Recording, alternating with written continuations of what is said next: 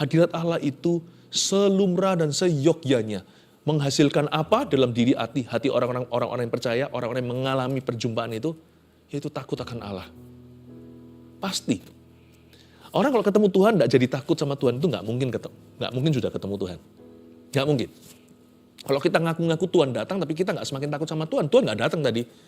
Entah itu di pesta Anda, atau di rumah Anda, persekutuan Anda, atau di pelayanan, atau di gereja. Nggak datang. Kalau Tuhan datang,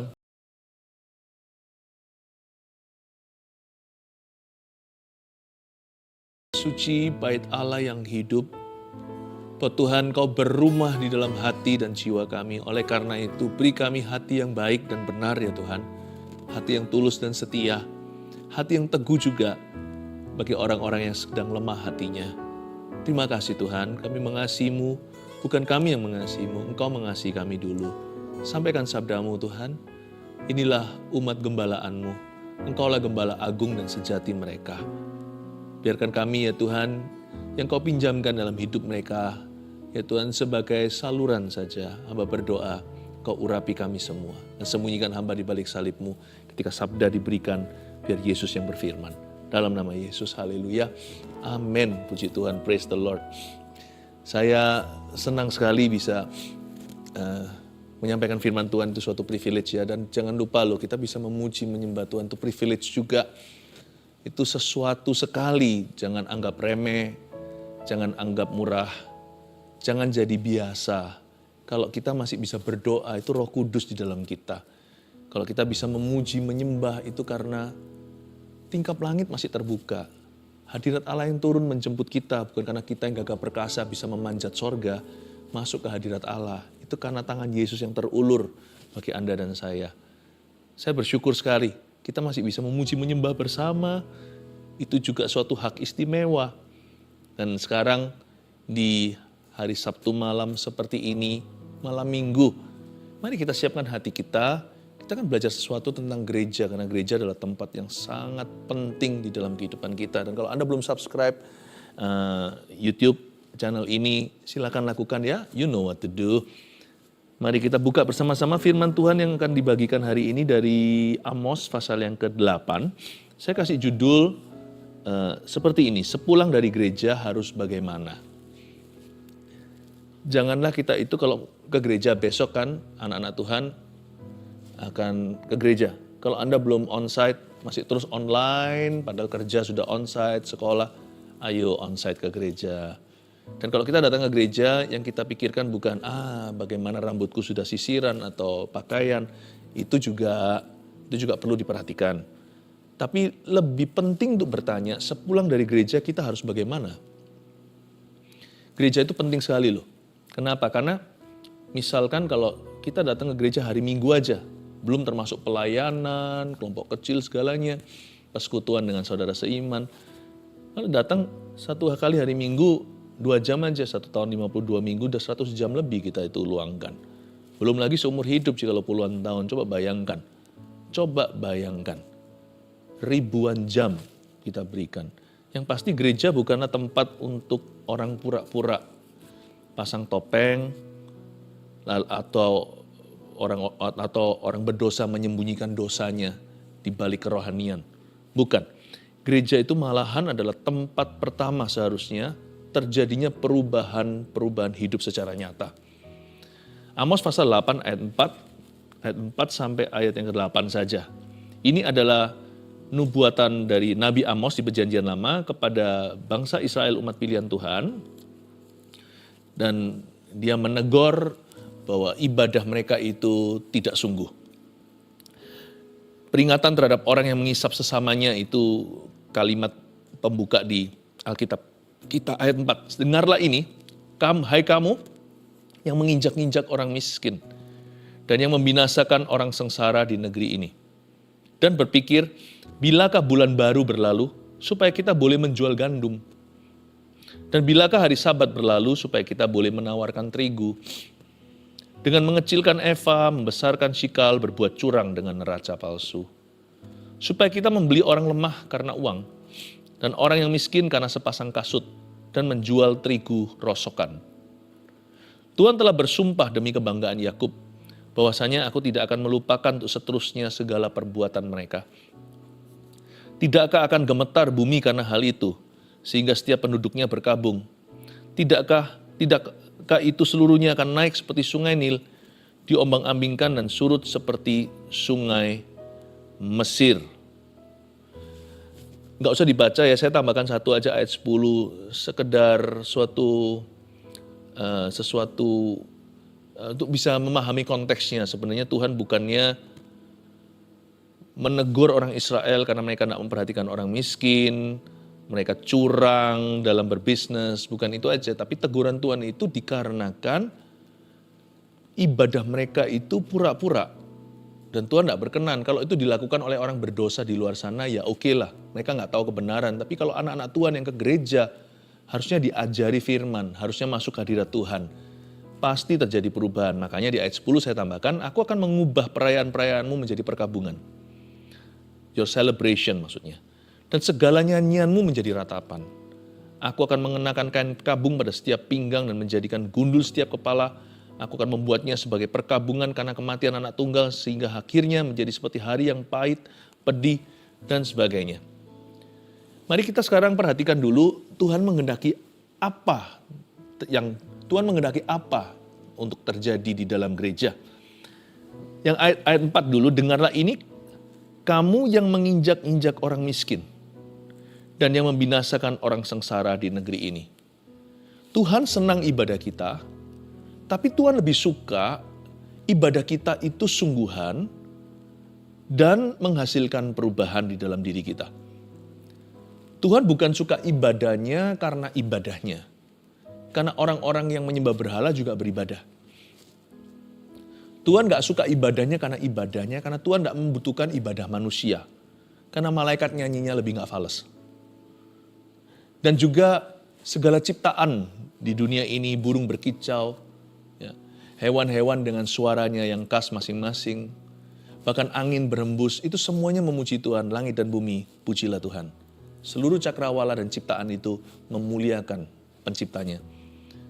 Kalau Tuhan memang mau nyanyi-nyanyian atau mau mendengarkan kata-kata yang indah, nggak perlu pakai kata-kata. Coba kalau Anda dan saya pergi ke hutan atau pergi ke tempat yang alamiah, ya alam semesta itu indah. Setiap suara-suaranya itu nggak bisa dipalsu dengan teknologi. Berada di alam itu sangat refreshing, sangat menyejukkan, dan sangat menyegarkan. Bahkan sangat sehat sekali. Udaranya segar, di pegunungan, semuanya itu kanvasnya Allah, langit dan cakrawala. Segala sesuatu bunyi-bunyian itu enggak saling janjian. Nanti di sebelah situ dengar bunyinya, bunyi burung berkicau. Lalu bisa memadu dengan begitu indahnya dengan angin. Itu semuanya melodi. Itu semuanya not baloknya Tuhan. Jadi Tuhan gak suka ibadah kita karena ibadah kita. Karena manusia itu gak bisa mempersembahkan ibadah yang sempurna. Tapi yang Tuhan cari adalah sesudah kita datang beribadah, perubahan hidup kita. What God wants is justice. Apa yang Tuhan inginkan adalah keadilan. Righteousness, kebenaran. Holiness, kekudusan. Love, kasih. Joy, sukacita. Peace, damai sejahtera. To walk humbly with Him, untuk berjalan dengan kerendahan hati. To love mercy, untuk mencintai kemurahan hati. To do justly, untuk melakukan apa yang adil dan benar di mata Allah. Dan juga di mata manusia pada akhirnya. Itu yang Tuhan inginkan. Dengarlah ini. Tuhan bukan suruh kita mendengarkan hati, mendengarkan firman Tuhan. Itu seperti orang yang mendengarkan background musik ketika kita di mall contohnya. Kita dengar tapi kita gak mendengarkan sungguh-sungguh. Sambil kita belanja, sambil ngobrol, musik itu menghibur kita. Tapi kita gak memperhatikan. Tuhan gak mau kita dengar-dengaran dengan Tuhan. Seperti Tuhan punya firman itu background musik saja. Dengarlah ini. Tuhan suruh kita dengar. Hampir-hampir seperti menjewer telinga. Listen you guys. Dengarkan. Kamu yang nginjak-nginjak orang miskin. Ini Tuhan tuding umatnya loh. Ini bukan orang-orang fasik. Tapi ini adalah orang-orang benar. Kamu yang menginjak orang-orang miskin dan yang membinasakan orang sengsara di negeri itu dan berpikir, wah Tuhan baca pikiran? Iya. Ada satu Mazmur berkata begini, engkau sudah tahu pikiranku ketika aku masih jauh. Dari jauh engkau sudah membacanya. Waktu aku tidur, berbaring, waktu aku berdiri, engkau tahu pikiranku. Dan Tuhan berkata, kamu berpikir gini kan? Ayat 5. Dan berpikir, bilakah bulan baru berlalu, supaya kita boleh menjual gandum. Di dalam ibadah aja mereka gak sepenuh hati, sepenuh jiwa kok. Waktu badan mereka ada di bait suci, pikiran mereka terus berpikir gini, kapan ini ya selesainya ya supaya gue bisa jualan? Kapan ini ya? Terus lihat jam begini, kapan ya? Kapan selesainya? Bilakah bulan baru berlalu itu jenis-jenis perayaan bangsa Israel. Mereka kan punya festival-festival yang mereka lakukan dalam nama Tuhan untuk mengenang perbuatan Tuhan. Misalnya ada juga perayaan yang mengingatkan mereka bagaimana Tuhan membawa mereka keluar, bangsa Israel keluar dari tanah perbudakan yaitu Mesir dengan membelah Laut Merah. Ada perayaan macam-macam namanya Pondok Daun, ada perayaan Passover, ada perayaan berbagai macam hal. Waktu kita dalam gereja, kita kan juga diingatkan perbuatan Tuhan. Kita bahkan menyanyikan perbuatan-perbuatan Tuhan itu. Tapi ada orang-orang yang gak sungguh-sungguh pikirannya di situ. Mereka berpikir, bilakah bulan baru berlalu? Kalau dalam gereja gak sungguh-sungguh, keluar gereja semakin gak sungguh-sungguh juga. Jangan kita asal-asalan. Kalau ke gereja beneran. Lalu mereka berpikir gini, bilakah bulan baru berlalu supaya kita boleh menjual gandum. Kata menjual di situ bukan hanya jual beli. Kalau jual beli kan nggak salah. Namanya orang berdagang, namanya orang mencari mata pencarian, mencari nafkah. Tapi kata menjual di sini bukan hanya selling, tapi overcharging. Ini beda loh. Di dalam gereja bisa ada pikiran busuk. Nanti saya mark up barang dagangan saya. Atau kalau saya belikan untuk bos saya mark up itu. Saya tambahkan sekian % supaya saya dapat keuntungan sampingan. Atau dapatkan profit ekstra. Di dalam gereja loh bisa berpikir gitu. Bilakah bulan baru berlalu supaya kita boleh menjual gandum. Supaya aku bisa overcharge customerku atau pelangganku. Harganya segitu, saya gasak dia. Atau kalau saya diberikan kepercayaan, saya tangan kanan siapa, saya mark up setinggi-tingginya. Atau dia nggak tahu bedanya. Wah, nggak boleh. Tuhan benci neraca palsu ya. Dan bilakah hari Sabat berlalu, hari Sabat orang Yahudi itu Sabtu, kalau kita di Indonesia ya, atau kebanyakan negara itu minggu yang disepakati oleh pemerintah sebagai hari liburan. Nggak masalah sih, nggak ada hari sakral. Hari itu ya hari lah, cuman manusia yang kasih nama. Ini hari ke-6, ke-7, ke-8, pokoknya 7 hari kita istirahat. Ada di orang Yahudi, Sabtu adalah Sabat. Bagi kita hari Minggunya. Pokoknya pada waktu kita di gereja, mereka itu berpikir begini, bilakah hari Sabat berlalu? Kapan ya? Senin lagi, supaya kita boleh menawarkan terigu. Dengan mengecilkan Eva, membesarkan sikal. Ini kan markup. Berbuat curang dengan neraca palsu. Jadi bukan menawarkan terigu. Kalau Anda baca di ayat 6, supaya kita membeli orang lemah karena uang, nanti saya jelaskan. Orang miskin karena sepasang kasut, nanti saja. Dan menjual terigu rosokan. Jadi barang kadaluarsa yang mereka jual, nggak apa-apa. Kalau perlu ditempel gitu ya, di atasnya. Supaya nggak tahu. Pokoknya curang lah. Kok bisa ya umat Tuhan ke rumah Tuhan tapi curangnya nggak hilang. Ini gimana ya, saya nggak ngerti. Apakah, tapi masalahnya gini, Tuhan seolah-olah biarkan. Karena Tuhan tidak mengambil hak bebas kita. Tapi Tuhan menegur lewat nabi. Nah kalau kita tidak indahkan teguran, nanti di ujung-ujung hidup kita ketemu Tuhan. Tuhan tuh nggak akan paksa kita berbuat baik. Sebab kita ini manusia punya kehendak bebas. Kita diciptakan dalam gambar dan rupa Allah itu berarti kita punya kehendak bebas. Seperti Allah. Tapi kita bukan Allah. Kok bisa curangnya nggak hilang? Dia malah pikir begini, aku kepingin supaya hari Sabat ini berlalu, Sabtu atau Minggu itu. Supaya aku bisa menawarkan terigu, ditambahi ayat 6, terigu rosokan. Dengan mengecilkan Eva, besarkan sikal.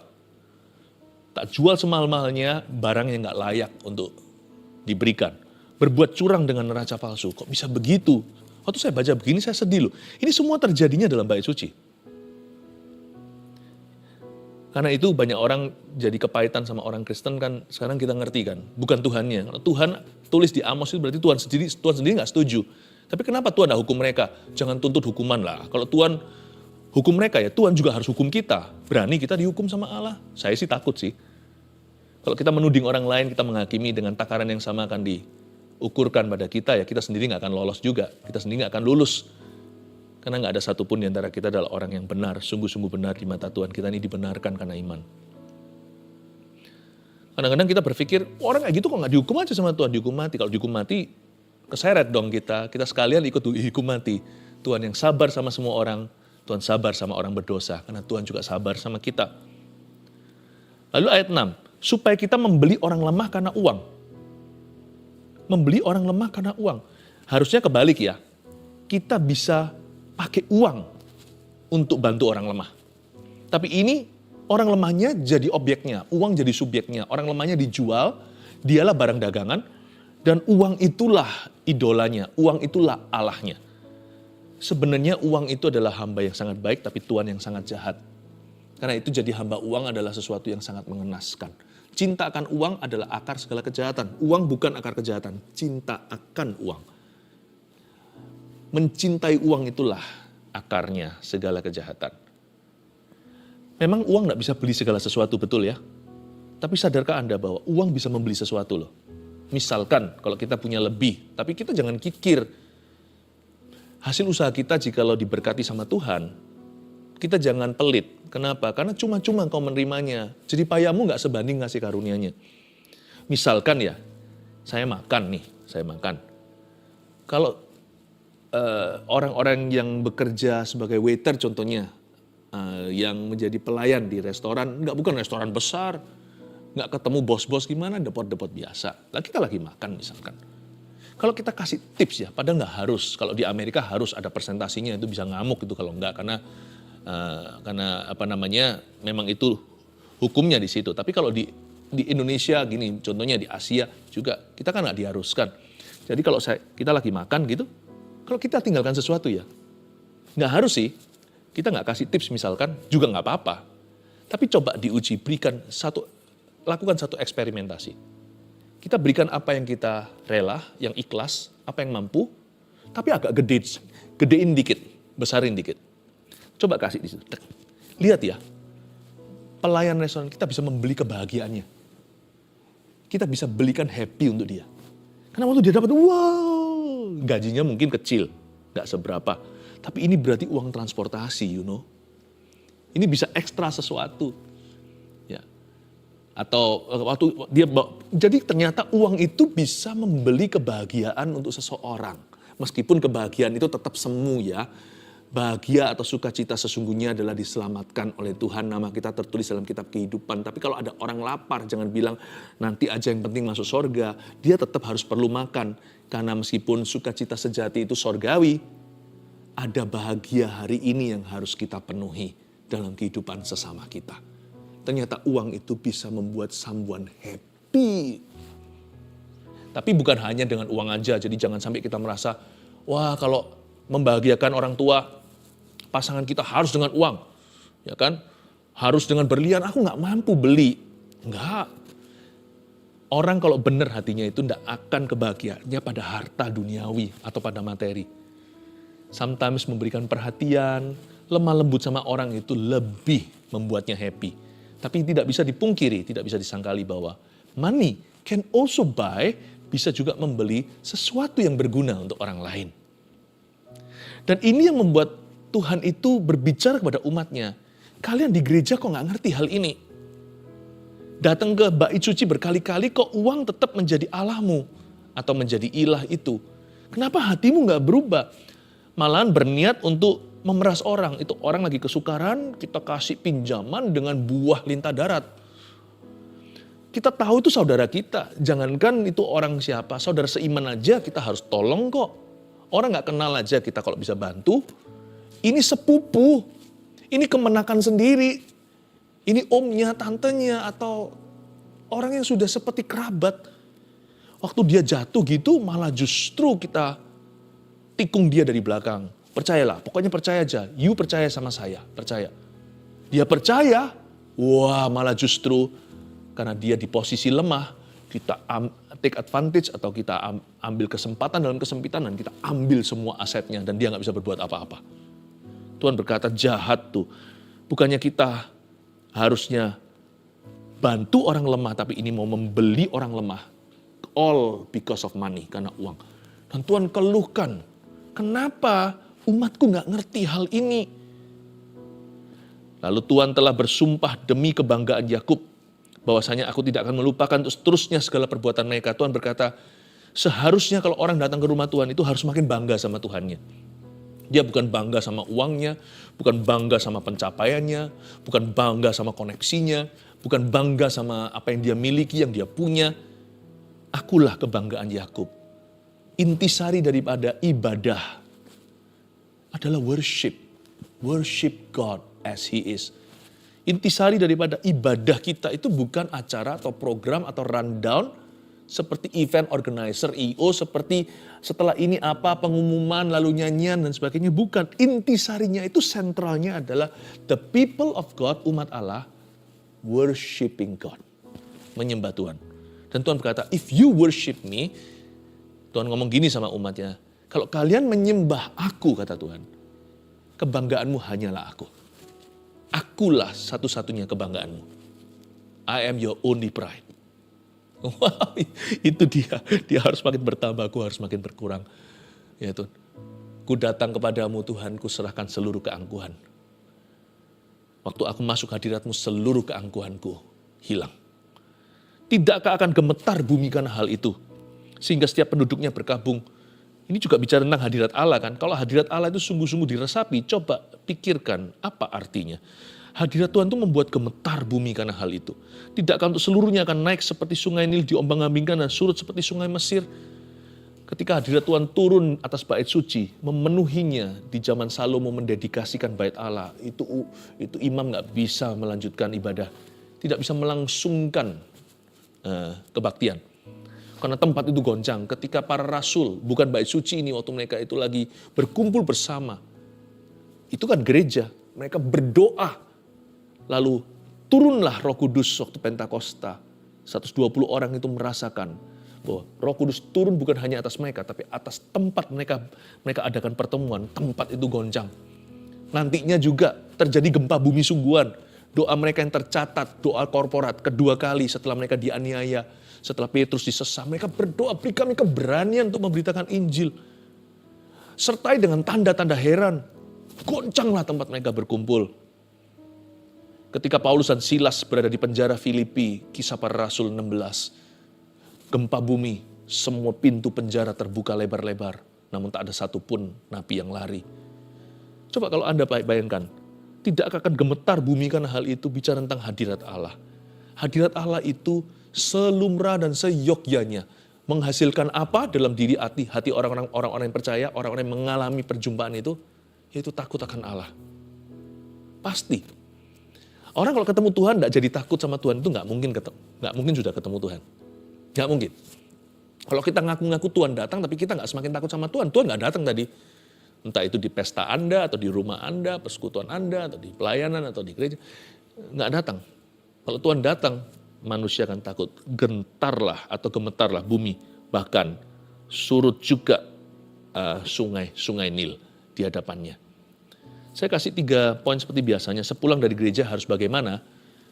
Ini sebagai patokan untuk kita setiap kali kita ke gereja, ingat sepulangnya harus begini. Sepulang dari gereja kita harus bagaimana? 1, kita harus lebih adil dan lebih jujur dalam bisnis sehari-hari. Catat itu, bukan overcharging, bukan menawarkan terigu palsu, bukan manipulatif, bukan larikan uang orang, bukan bye-bye tidak bayar, padahal ketemu nanti nggak tentu, siapa tahu sama-sama datang di gereja yang sama. Sama-sama jemaatnya lihat, nah itu yang larikan uangku, nggak pernah sama sekali hari ini kelihatan, nggak pernah kelihatan bayang-bayangnya, bahkan tidak pernah terdengar desas-desus langkah kakinya.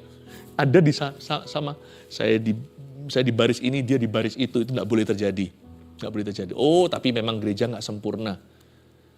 Meskipun bait suci ini penuh dengan hadirat Allah, tetap orang-orang ini ditegur sama Tuhan. Tapi bukan berarti Tuhan tinggal diam loh ya.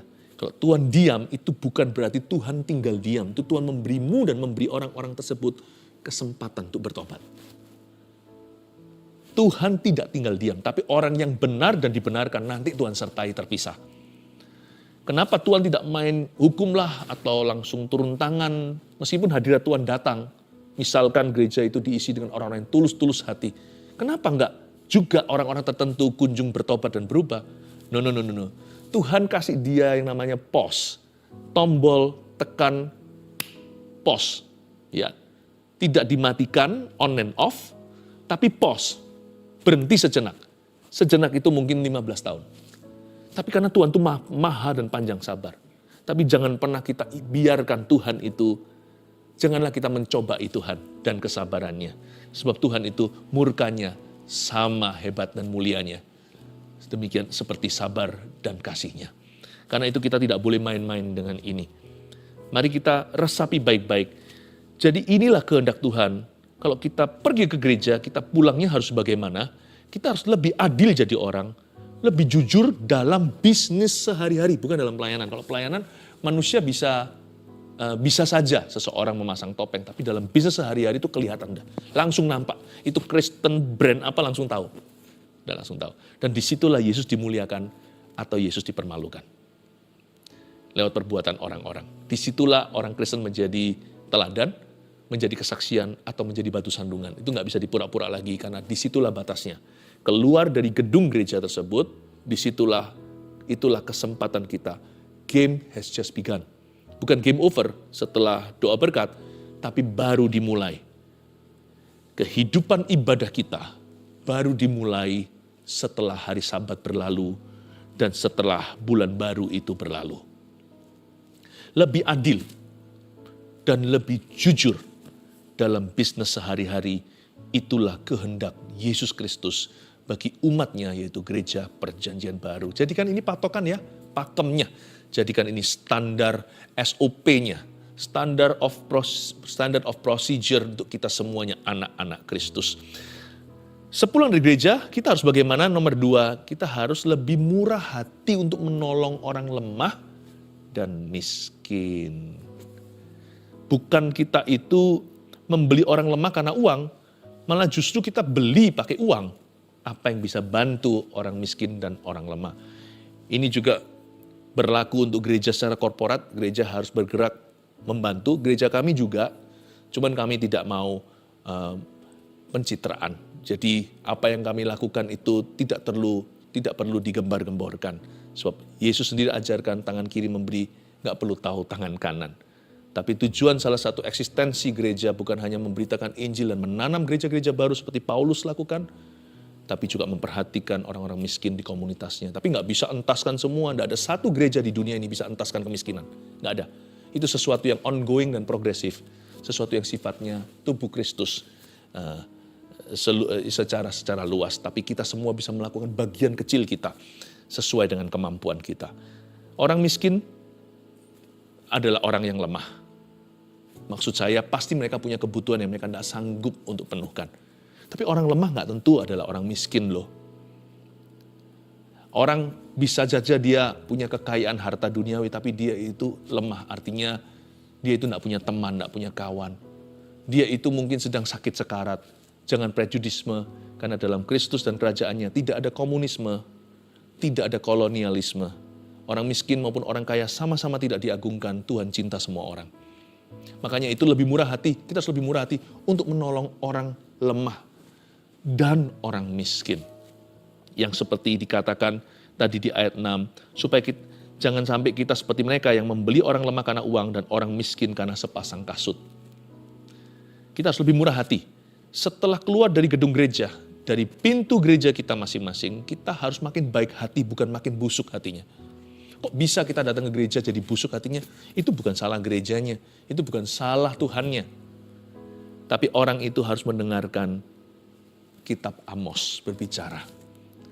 Bahwa tetap kita harus membuat a conscious choice. Sekalipun kita dipenuhi Roh Kudus pun kita harus membuat a conscious choice atau keputusan secara sadar. arah hati kita ke arah baik atau ke arah busuk itu keputusan kita, bukan keputusan Tuhan. Itu kehendak Tuhan, namun itu keputusanmu. Yang ketiga, sepulang dari gereja kita harus bagaimana? Kita harus lebih bangga dan takut akan Tuhan Allah kita. Keluar dari gereja itu kita nggak justru menyembunyikan iman kita. Jangan bilang ya, aku anak Tuhan, aku orang Kristen atau apa. Jangan bilang, no, kita harus semakin bangga. Bukan semakin vokal, tapi semakin transparan. Nggak perlu kita gembar-gemborkan, orang kan lihat lewat kesaksian hidup kita. Tapi ketika orang lihat kesaksian hidup kita nggak malu untuk mengakui Injil di hadapan manusia. Ini semua karena Tuhan Yesus. Ya. Dan kita nggak perlu kita itu korbankan keyakinan kita karena kita itu merasakan tekanan sosial. Kalau saya berada di restoran The Pot itu makan bersama-sama tempat umum, saya doa-doa. Saya kadang-kadang minta, bentar ya Mbak, atau tunggu dulu pelayannya, atau Masnya tunggu sebentar. Kami doa dulu, saya gandeng tangan dengan keluarga saya, berdoa. Karena bagi saya, Yesus satu-satunya jalan, dan itu saya tidak akan kompromikan. Tidak boleh kita jelek-jelekkan agama orang lain atau keyakinan, tetapi kita harus pegang erat dan kokoh keyakinan kita pada Injil Roma 1:16. Jangan malu karena Injil adalah kekuatan Allah untuk menyelamatkan. Yohanes 14, Yesus satu-satunya jalan. Itu pegang hidup ini, pegang sampai mati. Itu satu-satunya yang membawa kita nanti ketemu Bapa. Kita harus semakin bangga. Dan bukan hanya itu, orang lain akan bangga kenal kita. Mereka belum bangga kenal Tuhan kita. Mereka akan bangga kenal kita. Itu orang yang luar biasa, itu orang itu sungguh-sungguh rajin, itu orang bisa dipercaya, orang itu jujur. Pasti ada sesuatu yang mereka bisa tunjuk pada kita yang membuat mereka bangga kenal kita. Tidak seperti orang dunia, orang-orang bangga kenal sama orang itu karena orang itu famous lah, terkenal lah, atau punya segala lah. Enggak, tapi kita punya karakter-karakter yang orang-orang di dunia bisa mengakui bahwa itu sesuatu banget, itu sesuatu sekali. Aku bangga loh kenalannya. Ini orang muda yang beda. Atau itu loh orang tua, lihat pernikahannya lain orang itu sama orang-orang yang lainnya lain. Cowok seperti itu udah gak ada lagi. Gak tau lah bahasa mereka itu nanti bahasa yang mendarat sekali. Tidak perlu pakai bahasa rohani, mereka kan bisa menyebutkan kelebihanmu apa karena engkau mengikut Kristus. Sedangkan mereka sendiri belum ikut Kristus, nanti mereka akan kenal Tuhan karena kita. Itu yang disebut lebih bangga dan karena kita takut akan Tuhan. Ya, 3 hal ini catat lagi, saya review sekali lagi. Sepulang dari gereja kita harus bagaimana? 1, kita harus lebih adil dan lebih jujur dalam bisnis sehari-hari. 2, kita harus lebih murah hati untuk menolong orang lemah dan miskin. 3, kita harus lebih bangga sama Tuhan. Kita harus lebih bangga dan takut akan Tuhan Allah kita. Terimalah berkat dari Allah Bapa yang adil, Allah Putra yang kudus, dan Allah Roh Kudus menyertai setiap umat Tuhan untuk hidup adil dan benar di jalan-jalan Tuhan. Be blessed, diberkatilah keluar masukmu, keturunan, dan juga diberkatilah lumbung-lumbungmu. Dalam nama Yesus yang percaya katakan, amin.